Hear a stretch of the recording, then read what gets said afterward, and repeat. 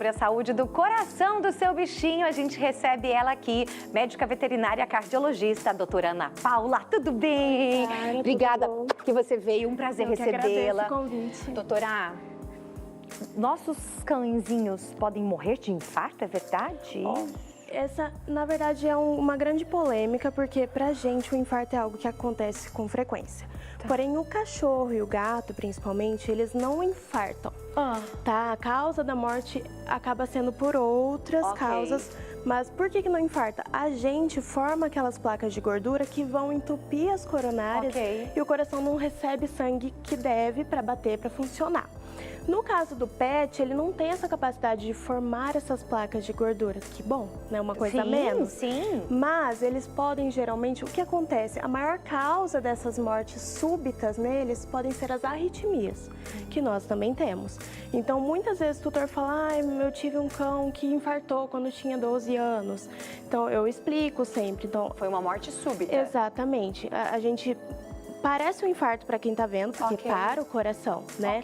Mas, geralmente, a causa principal é alguma arritmia que aconteceu ali e o coração ele parou de funcionar como deveria, né? Então, geralmente, é isso que acaba acontecendo com maior frequência, quando a gente não vê o motivo aparente. E tem um motivo dessas arritmias, de ter essa morte súbita? É congênito, ele já nasceu com isso, pode ter desenvolvido? O que acontece? Como é o ritmo do coração? Isso é para nós também. A gente precisa de um coração saudável, uma parede de coração normal, de espessura normal, para conduzir o impulso elétrico e fazer com que ele bata. Sempre que eu tiver qualquer problema estrutural ali nessa parede, eu falo que é como se fosse uma estrada onde a gente está com um bloqueio, alguma reforma ali. Então, a condução do impulso não consegue ir corretamente. Muitas vezes, isso leva a problemas maiores. A gente tem as arritmias patológicas. Então, um coração que não bate corretamente, ele não bombeia sangue para o corpo como precisa. Então, essa é a principal causa. Doenças que a gente tem, pode ser congênita, né? Nós temos doenças congênitas que podem estar ligadas com comunicação em parede, que não deveria estar ali, com persistência de alguns vasos que devem fechar depois do nascimento e não fecham. Não são tão comuns quanto as doenças do cão mais idoso, né? Então, um cãozinho idoso que pode ter aquela doença de válvula, que é o mais comum, né? Que a gente chama de endocardiose, tem vários nomes, né? Mas a endocardiose é mais comum, onde a gente tem um aumento do coração. E junto com esse aumento do coração, a parede ela vai ficando cada vez mais fina. Ela sofre com isso. Então, esse é um dos exemplos. Aí, a gente tem cães grandes. Cachorros grandes podem ter problemas de musculatura em si. A gente sai da válvula um pouquinho. É igual a nossa cardiomiopatia dilatada. O humano faz transplante cardíaco. Então, é uma patologia muito grave. Neles, a gente não tem. Então, a gente precisa entrar com medicamentos, mas o prognóstico não é bacana. E é a mesma coisa, uma parede fina, um coração fraco para bombear. Então, a gente pode ter essas arritmias também, tá? Então, são várias causas que levam à mesma consequência, entendeu? A Ferzinha me perguntou aqui, eu fiquei pensando, cachorro não faz transplante? Não faz. Não faz. A gente também, então, nunca vai ver um cachorro com estente. A gente a gente tem cirurgias já intracardíacas. Dificilmente aqui na região, né? A gente vai para São Paulo, Rio de Janeiro, então grandes centros, onde a gente consegue fazer algumas cirurgias por meio de catéter, para correção dessas anomalias, principalmente congênita. Sabe? Então, são algo um pouquinho fora do que a gente está habituado no dia a dia, mas existe. Existe. 43 999520380. Você tem dúvidas, quer fazer alguma pergunta, quer compartilhar a sua história do seu cãozinho, do seu gatinho? Pode mandar mensagem aqui, tá bom? A gente está esperando. Lembrando que você pode participar com a gente via chat do YouTube, @RicTVLondrina. Olha lá a mensagem de telespectador, mensagem da Thalita. Sara, esse é o Todd, é um American Bull e diz que essa raça infarta muito fácil. Eu gostaria de saber se é verdade. Então, corrigindo, eles têm alguma genética para ter arritmia? Pergunta da Thalita. Thalita, em relação ao American Bull, não vi muitos relatos em relação a isso, tá? Ok. Porém, o que acontece?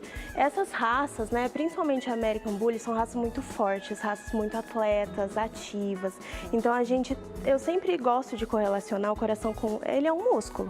Então, se eu trabalho muito o músculo, igual a gente vai na academia, tava falando até agora, a gente quer hipertrofia.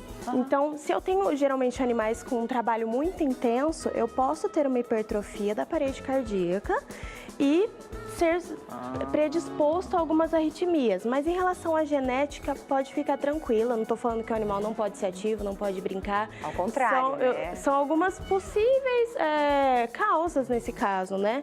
Mas em relação a raça em si, eu não vejo predisposição, pelo menos na literatura, a gente não viu nada. Tem alguma raça que tem alguma maior predisposição a ter problemas cardíacos? Olha, a gente tem algumas raças nas distintas doenças que a gente comentou. Então, por exemplo, Boxer. Boxer é uma raça que tem uma predisposição a uma doença que é a cardiomiopatia ritmogênica. Então, eles tendem a ter um problema em ventrículo direito e arritmias. E pode ser uma causa de morte súbita. Tá? Então, o Boxer é sempre bom estar sempre fazendo um check-up. Aquela doença que eu falei da válvula, né? A doença do cão idoso, que é a endocardiose. Eu falo que todos os cães, eles vão ter em algum momento. Só vai mudar quando que começa. Então, a gente tem raças que a gente abre o livro lá e tá os bonitos, né? Então, o Poodle, o Yorkshire, o Cavalier, né? O Cavalier, ele é uma raça geneticamente predisposta a desenvolver isso de uma forma mais jovem, né? Então, não é uma doença senil para o Cavalier. Então, eu tenho pacientes Cavalier que a gente acompanha desde filhote. Ai, que judiação. Porque pode acontecer, né? E os gatos também, tá? Eu sou gateira, eu tenho que falar de gato aqui pra você. Gato também pode ter? Com certeza. Um dos problemas que a gente tem muito aqui é o gato, diferente do cão, ele mascara tudo pra gente.